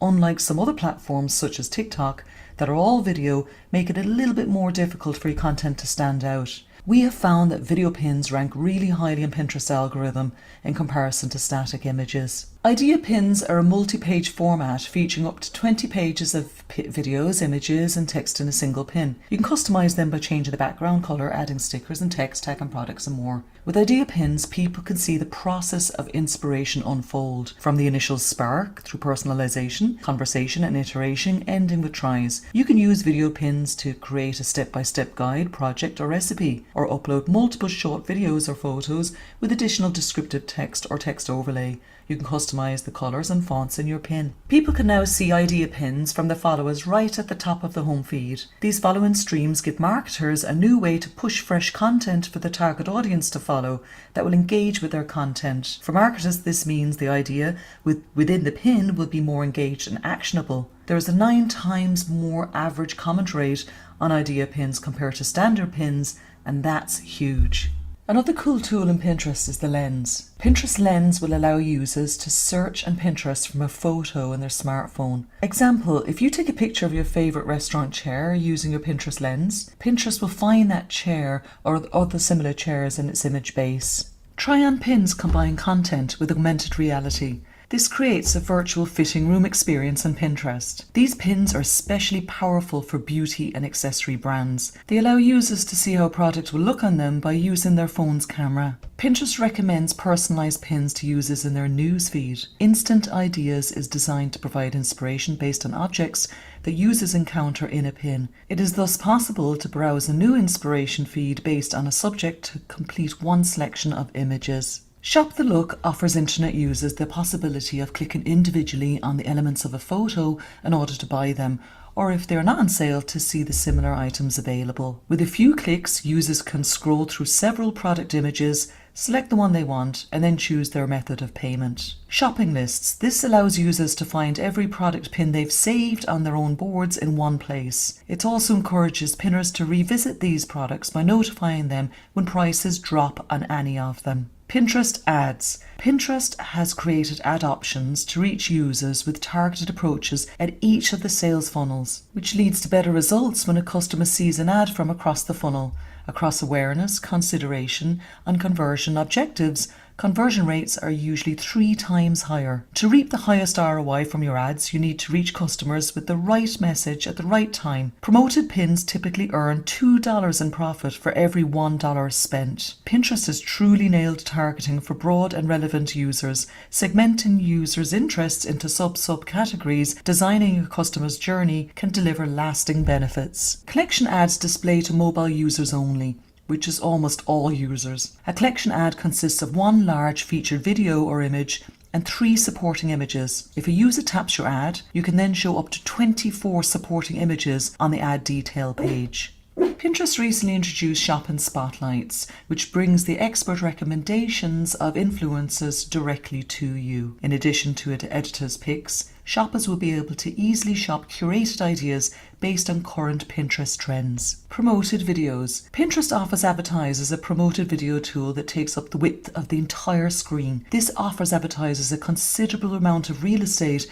if they're looking to grab the attention of users. Pinterest pitches itself to advertisers as a strong alternative to Facebook or Google, giving marketers a way to reach an audience that behaves a little bit more differently than when on those other platforms and coming to Pinterest to discover new things. Promoted pins. Now these are the simplest types of ads to run Pinterest because you're essentially boosting an existing organic pin. Promoted pins are a simple image or video that appears in the home feed. The only thing differentiating them from organic pins is a small promoted by label. When a user clicks on an organic pin, they see the pin detail page. With promoted pins, they're taken directly to the URL you specify. Pinterest partners with Amazon. Promoted Amazon product pins look like regular pins but have a unique format to highlight your product information, including a special title and description, price and stock availability. The little price tag in the corner makes it clear these items are available to buy. Shopping ads are similar to collection pins as they're pulled from your product catalogue. Many platforms like Shopify offer a direct connection with Pinterest for this. Unlike collection ads, however, these feature only one image or video. How to pin directly from Amazon. To pin your product directly from Amazon to Pinterest, you simply click on the Pinterest icon below the buy box. This will lead you to Pinterest, where you choose the board that you would like to pin it to. And that's it. It's that simple. Now I just want to show you this pin that went viral in Pinterest. The pin is of a cucumber, tomato and onion salad, and it's been pinned 300,000 times. When pins go viral on a board, the capacity of that board to rank on Google is very high. So what makes a pin more visible, more attractive to increase the chances of it going viral? Let's find out. What made this salad pin go viral? The use of multiple dominant colours. Images with multiple dominant colours receive more than 3 times the repins per image than those with a single dominant colour. Pins without faces are repinned 23% more often. Go with a sparse background. Images made up of less than 30% background are repinned the most. Choose red, orange and brown colours instead of blues. These 3 colours outperform blue nearly 2 to 1 in repins. Maintain moderate light and colour. Very light and very dark images are not repinned very often. The same is true for moderate saturation. Images that are 50% saturated have 4 times more repins than images that are 100% saturated, and 10 times more repins than images that are totally desaturated. What makes a pin go viral? A combination of visual styling, emotional stirring imagery, a killer keyword dense headline, SEO optimized content, AIR, which is algorithm image related to keywords, keywords in the description, popular topics that people follow, long bright pins that catch the eye, inspiring, easy to read messages, strategically pinned more than once. If you have a free ebook offer, mention this in the pin itself. So now we've reached the end of my Pinterest presentation. I just want to thank you all for listening. If you want to learn more, please join our Pinterest marketing group, the Pinning Bees. And if you'd like Pinterest marketing services, please reach out to us at pinningbees.com.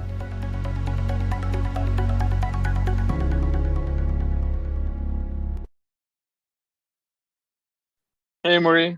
That's Hey. one of the most interesting presentations I've ever watched. So the one thing that I was surprised is that you don't use like faces for the viral like pins, right? Because usually people are telling that user-generated content people. So what is the I guess the secret behind that? No, do you have an idea why is that? Well, Pinterest just seems to push pins that are like not like other social media platforms where there's a lot of selfies and faces involved. They just particularly want the product itself on the pin, and they kind of align with like Google, where as far as like the white background and non-faces, they just particularly want to zoom into the actual product. But they do actually push up, would you believe it, images of dogs. They push those. For anybody that's in the pet niche, it's okay to have images of dogs' faces because they actually do push up images of dog faces, Okay, sounds good. So guys, now we have a few more minutes. We have actually questions from people who cannot watch live, but they send questions from Marie, so we're gonna answer those. So if you have questions, prepare them because we're gonna wrap in 5 minutes. We went way over time, but that was expected as usual. So here is a question from Jackson Parker for Marie. What inspired you to start up a Pinterest marketing agency? Well, going back when I started my own brand, going back, I guess, like early 2018, I was just looking for other ways to drive traffic to my Amazon listing, and I was looking into Facebook, and I did pretty well with Facebook groups. I joined a lot of mums groups because I was in the early learn niche. So I decided to try out Pinterest, and was like doing all this A/B testing. Try to get my presence on Google by utilizing Pinterest. So I was SEO optimizing for Google as well as Pinterest, and I discovered that I got indexed on Google, and also I realized that my sales increased dramatically from Pinterest.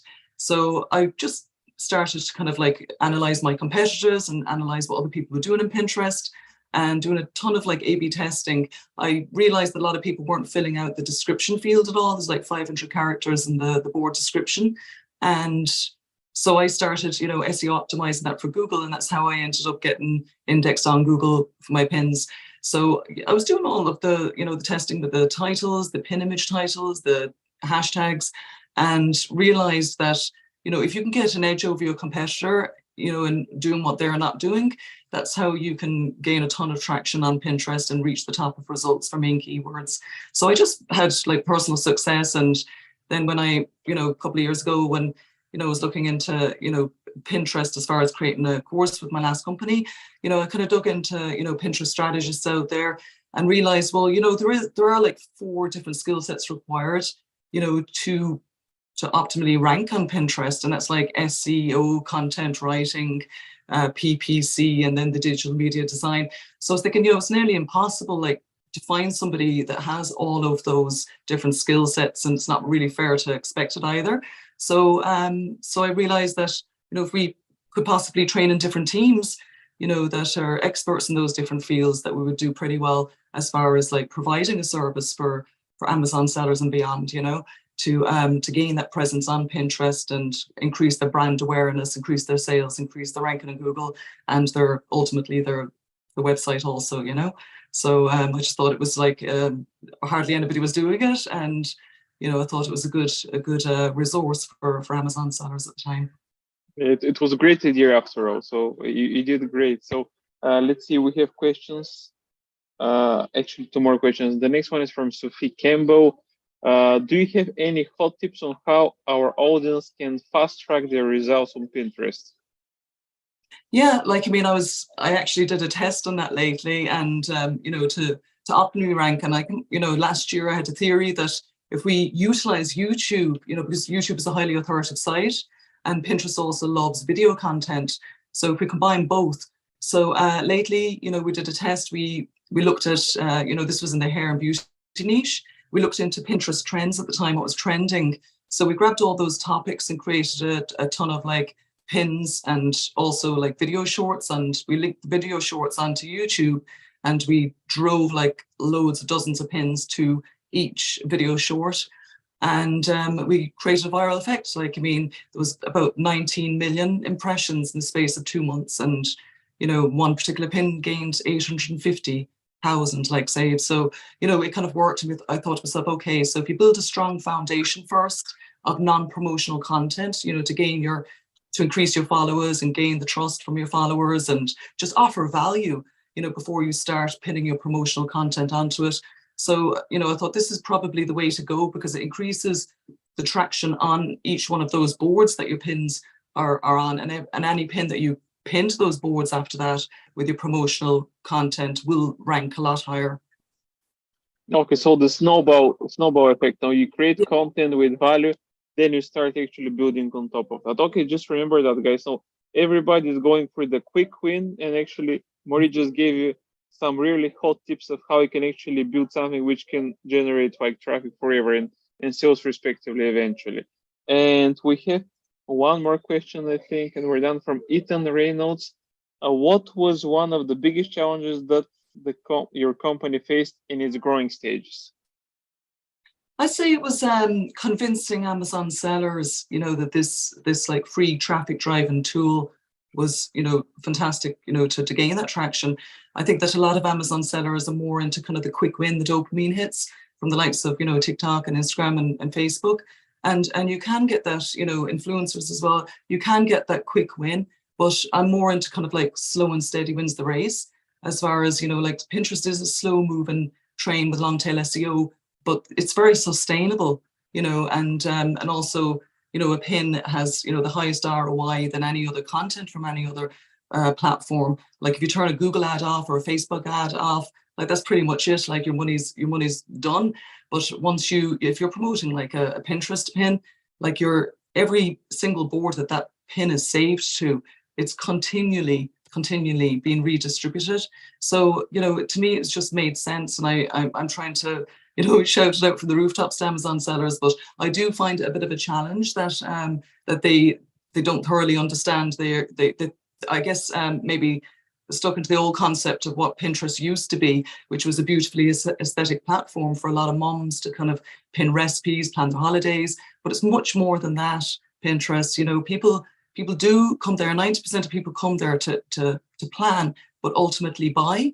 So if you're on Pinterest, you know, you're getting ahead of your competitors on Amazon. And I found that, you know, one particular pin that, you know, it, you know, went viral, and I was kind of wondering, you know, how did this pin go viral? And I checked out the Amazon listings as well for those keywords, and I realized there was like dozens and dozens of Me Too private label products for this particular product whereas and the price was like driven down to $9.99 for this particular product. But in Pinterest, the seller was selling it for $29.99 on the Shopify store, and it was because they were on Pinterest. They were like separating themselves from the competition.